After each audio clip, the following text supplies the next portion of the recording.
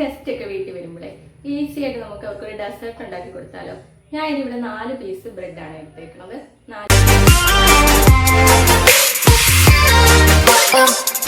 ഇനി നമുക്ക് ബ്രെഡ് മിക്സിയുടെ ചെറിയ ജാറിലേക്ക് ഇട്ട് കൊടുത്ത് നന്നായിട്ട് പൊടിച്ചെടുക്കാവുന്നതാണ്. ഇങ്ങനെ ചെറുതായിട്ടൊന്ന് സ്ലൈസ് ചെയ്തിട്ട് ഇട്ട് കൊടുക്കാവേ.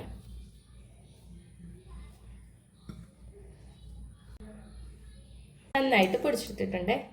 ഈ പരുവത്തിന് കിട്ടണം. നമുക്ക് ഒരു പാത്രം അടുപ്പത്ത് വെച്ച് കൊടുക്കാം.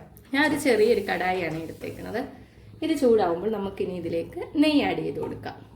മിൽമേൻ്റെ നെയ്യാണ് ഞാൻ ഉപയോഗിക്കുന്നത്. ഇതൊരു 2 സ്പൂണ് ഒഴിച്ചു കൊടുക്കാം. നന്നായിട്ട് ചൂടായിട്ടുണ്ട്. ഇനി നമുക്ക് പൊടിച്ച് വെച്ചിരുന്ന ബ്രെഡില്ലേ അത് ഇതിനകത്തോട്ട് ഇട്ട് കൊടുക്കാം.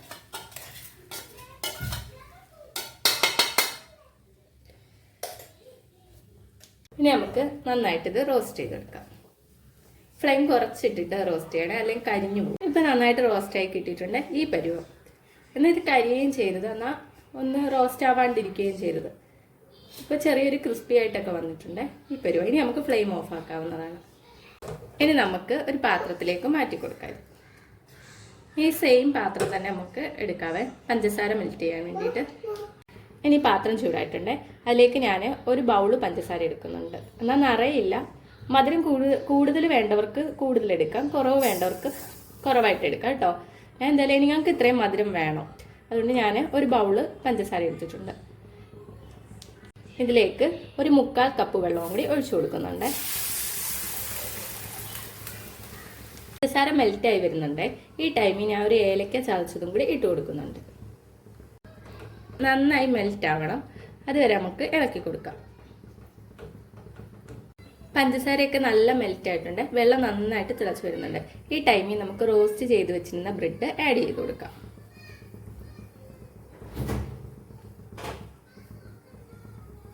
ഫ്ലെയിം കുറച്ച് വെച്ച ശേഷം നമുക്കിത് മിക്സ് ചെയ്തെടുക്കാവേ. തിളച്ച് വെന്ത് വരുന്നുണ്ട്. ഈ ടൈമിൽ നമുക്ക് ഒരു നുള്ള് ഫുഡ് കളർ ആഡ് ചെയ്ത് കൊടുക്കാം. ഞാൻ യെല്ലോ ഫുഡ് കളറാണ് ആഡ് ചെയ്യുന്നത്. ഇത് തികച്ചും ഓപ്ഷണലാണ്, വേണമെങ്കിൽ ആഡ് ചെയ്ത് കൊടുത്താൽ മതി കേട്ടോ.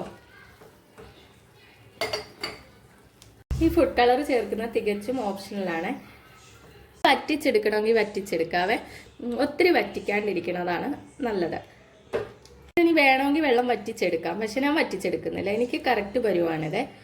അപ്പോൾ ഞാനിനി ഫ്ലെയിം ഓഫ് ചെയ്യണേ.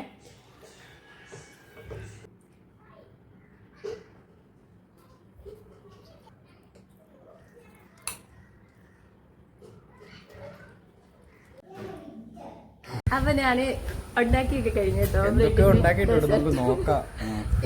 ടേസ്റ്റ് ചെയ്യട്ടെ. നല്ല സോഫ്റ്റ് ആണ് കേട്ടോ ഈ സാധനം.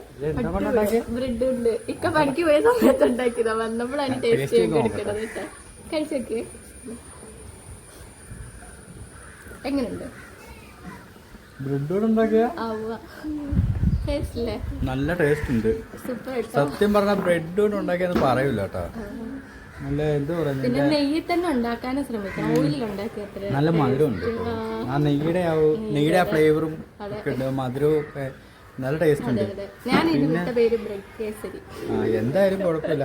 ഇതിലെ മറ്റേ ഈ ഹൽവയൊക്കെ കഴിക്കുന്നുണ്ട് അല്ലേ, നല്ല ടേസ്റ്റ് ഉണ്ട്.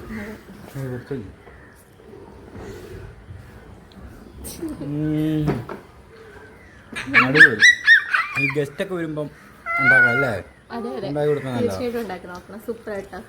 നല്ല മധുരം ഉണ്ട്. അടിപൊളി.